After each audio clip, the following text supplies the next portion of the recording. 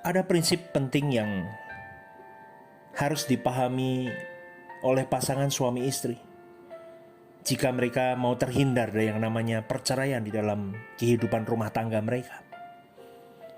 Prinsip itu adalah menikah bukan untuk mencari kebahagiaan, tetapi menikah itu untuk memberi kebahagiaan, saudaraku. Ini prinsip yang tidak mudah dikenakan, tetapi prinsip itu harus kita kenakan sebagai orang percaya di dalam kehidupan kita. Kalau engkau dan saya mengenakan prinsip ini, engkau dan saya bertumbuh di dalam kedewasaan, di dalam kerohanian kita, saudaraku. Dengan berpikir bahwa menikah untuk memperoleh kebahagiaan tanpa sadar, saudaraku, engkau dan saya sedang menjadikan pasangan kita sebagai objek kebahagiaan kita. Tetapi tidak berpikir bahwa dirinya yang mesti menjadi objek kebahagiaan. Maka banyak sekali pihak-pihak yang menuntut pasangannya untuk dapat memberikan kebahagiaan. Dengan cara demikian, saudaraku, seseorang selalu menjadikan orang lain sebagai objek, bukan subjek. Sehingga keadaan seperti ini, seseorang dapat cenderung memanipulasi dan mengintimidasi pasangannya, serta mengeksploitasi pasangan mereka. Maka ini sangat berbahaya di dalam pernikahan Kristen. Jika ini terjadi, saudaraku, maka penghargaan yang tak pantas tidak dapat diberikan kepada pasangan kita. Di dalam Filipi 2 ayat 5 sampai yang ke-7, firman Tuhan mengatakan, "Hendaklah kamu dalam hidupmu bersama menaruh pikiran dan perasaan yang terdapat juga di dalam Kristus Yesus, yang walaupun dalam rupa Allah, tidak menganggap kesetaraan dengan Allah itu sebagai milik yang harus dipertahankan, melainkan telah mengosongkan dirinya sendiri dan mengambil rupa seorang hamba dan menjadi sama dengan manusia." Ayat ini hanya mau membangun pemikiran bahwa ketika engkau dan saya mengikut Yesus, kita harus memiliki pikiran dan perasaan Yesus, saudaraku.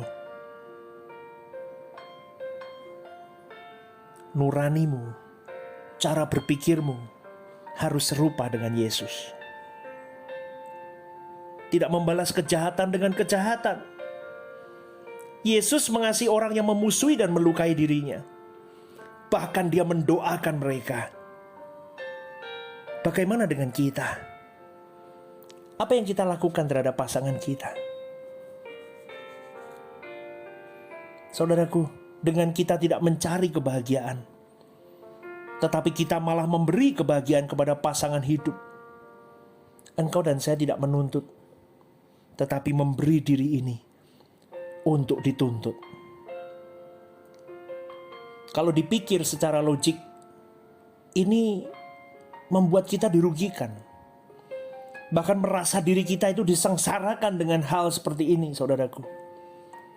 Tetapi harus diketahui bahwa kondisi tersebut akan membuat dirimu dan diriku bertumbuh menjadi sempurna seperti Kristus. Itu kan yang kita mau. Engkau dan saya serupa dengan Kristus dalam hidup ini.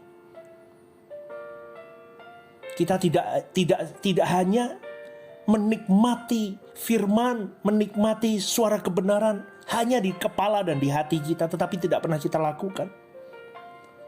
Tetapi kita mau menjadi pelaku-pelaku benar, pelaku-pelaku suara kebenaran. Sehingga di dalam segala peristiwa hidup yang harus kita lalui, termasuk di dalam rumah tangga kita, kita harus belajar mengenakan prinsip menjadi anggur yang tercurah dan roti yang terpecah. Itulah yang disebut dengan penyempurnaan seperti Yesus, saudaraku. Kalau engkau dan saya bertumbuh secara dewasa di dalam kerohanian, di dalam karakter kita, di dalam cara bertindak kita, maka itu maka engkau dan saya akan mengerti rahasia kehidupan yang berlangsung di dalam hidup kita. Kadang saat ini mungkin kita belum sampai di level itu. Engkau akan bertanya, kenapa ini terjadi dalam pernikahanku Tuhan? Tetapi pribadi yang dewasa, dia tidak mencari kesalahan pasangannya. Dia tidak menuntut pasangannya. Dia tidak mempersoalkan kenapa Tuhan lakukan ini di dalam keluarganya. Tetapi pribadi yang dewasa, dia akan tinggal duduk tenang di kaki Tuhan. Dia mengintrospeksi dirinya. Apakah yang harus aku perbaiki dalam hidupku, di dalam pasanganku ini, dalam keluargaku ini? Aku tidak boleh menyakiti pasanganku. Aku tidak boleh menyakiti Tuhan. Aku harus tuntut diriku untuk menjadi lebih sempurna di dalam berkarakter, bertindak tanduk. Sehingga pasanganku dapat melihat hidupku diubahkan Tuhan. Dan itu akan mengimpartasi pasanganku dan mengubahkan dia. Disitulah Tuhan disenangkan, saudaraku. Jadilah pribadi yang menyenangkan hati Tuhan. Ketika engkau berpacu dalam hidupmu untuk menyenangkan Tuhan saja, engkau diubahkan Tuhan, saudaraku. Semua karakter dirimu diubahkan Tuhan. Prinsipnya, jadilah berkat, bukan maksiat di dalam keluargamu. Dan jadilah pribadi yang memiliki kepribadian agung seperti Yesus.